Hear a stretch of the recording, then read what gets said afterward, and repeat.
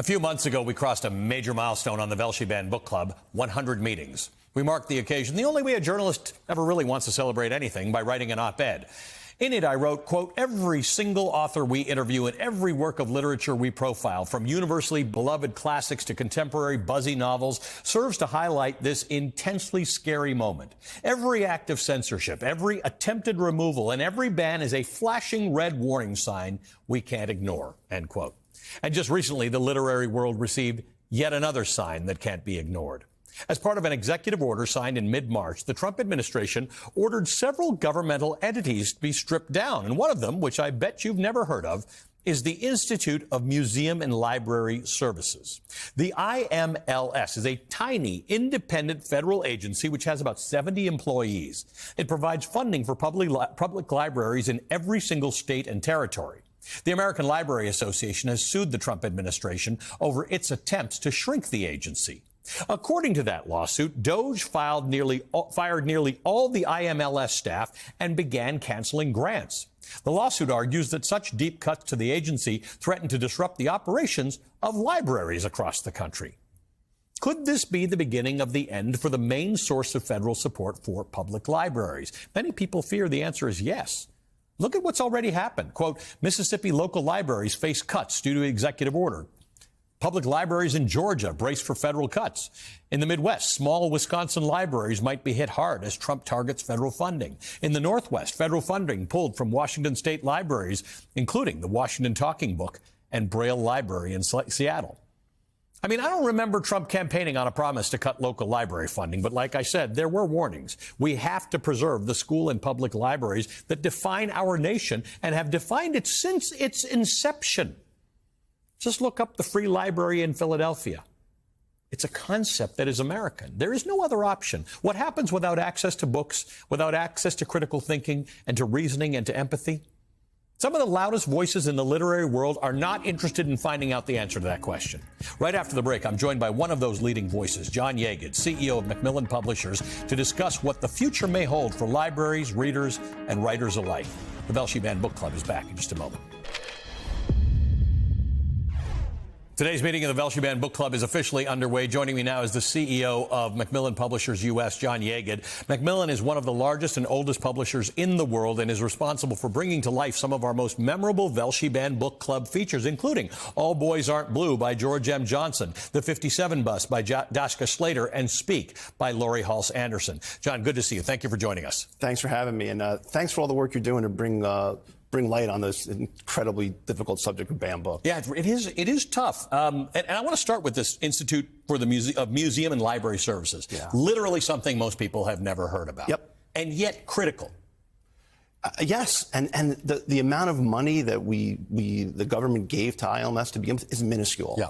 When you break it down, the last number I saw, if you take the total grants that the ILMS gave, it's less than 80 cents per person in the country. Yeah. If we can't afford 80 cents per person for libraries, I don't know what we could do, you know?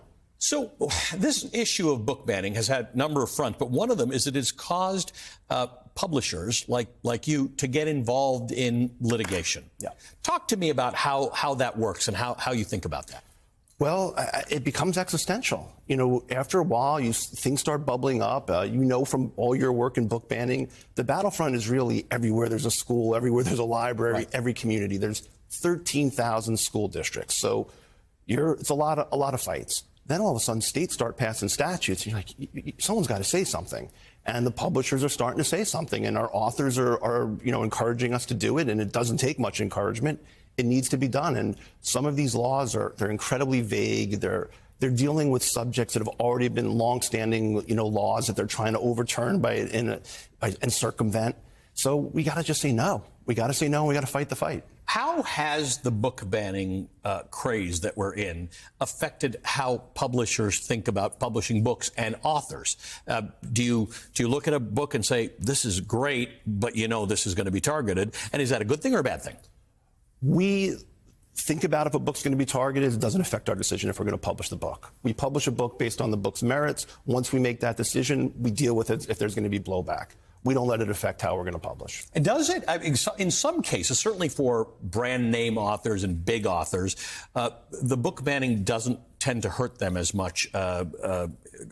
commercially.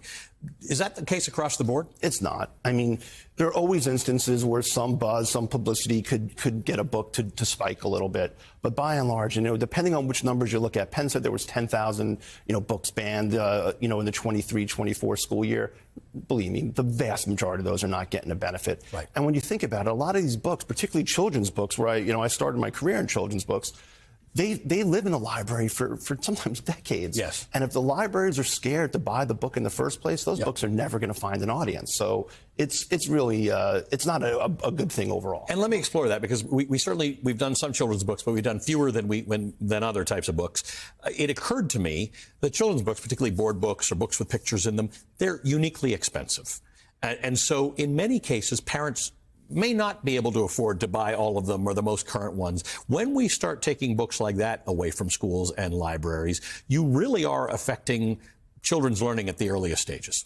Yeah, I mean, there's no question about it. And board books are still, call it 18, 19 bucks. It's 32 pages usually, so it's per page. It's an expensive proposition, but they're beautiful art. They're incredibly meaningful.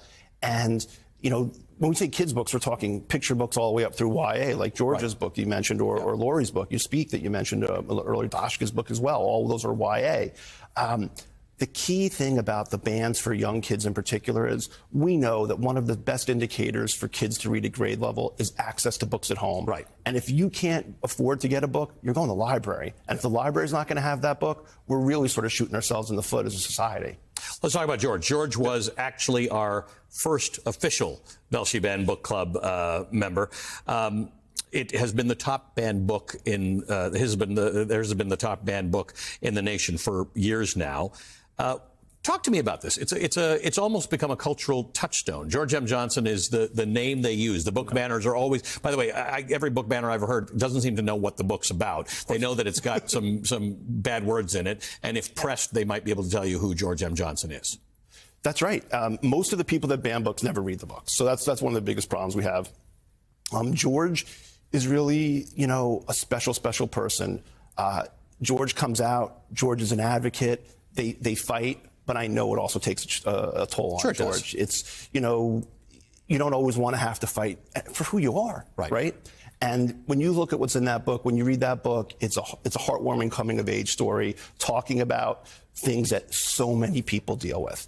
And now we're going to ban that? It makes absolutely no sense. But there's tough material in it. And there's tough material in a lot of books. But that's, I guess, why we have brains, right? We're meant to be able to manage through tough material. And if you need to do that with a teacher or in a school or with a librarian or your parents, I think we all agree that that's great.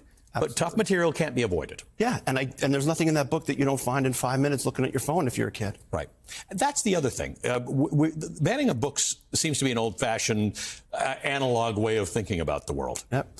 As long as there have been books, there have been people trying to ban them. Yes. But in this day and age, kids are getting their information. They're hearing words and seeing things far worse than anything we're putting in books every day on their phone. Is book banning putting a damper on pitches you get, or is it increasing it? I mean, because you're right. Some people don't want the fight. They just want to write their book. It's hard to tell because that self-censorship is what's happening now. Right. There's so many attacks coming from so many places. I would be surprised if some author's saying, you know what, maybe I won't write that one today. I don't know for sure, but I'd be surprised if it wasn't happening.